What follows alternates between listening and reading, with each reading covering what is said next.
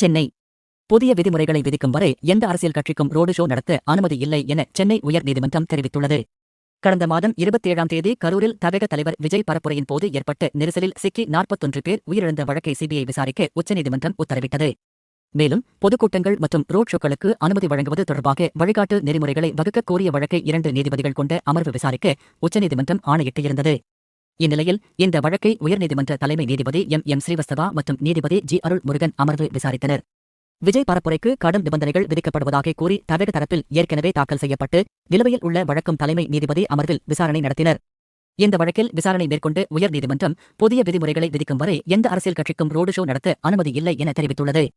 சம்பந்தப்பட்டவர்களிடம் கருத்துக்களை பெற்று விரைவில் விதிமுறைகள் வகுக்கப்படும் என கரூர் கூட்ட நெரிசல் வழக்கு விசாரணையின் போது உயர்நீதிமன்றத்தில் தமிழ்நாடு அரசு தரப்பு தெரிவித்துள்ளது. இதனிடையே கரூர் கூட்ட நெரிசல் வழக்கில் எங்களையும் இடைமருதாரராக சேர்க்க வேண்டும் என அதிமுக சார்பில் மனு அளிக்கப்பட்டுள்ளது. பிரதான எதிர்க்கட்சியான அதிமுக தரப்பில் வாதங்களை முன்வைக்க அனுமதிக்க வேண்டும் என கோரிக்கை விடுத்துள்ளனர்.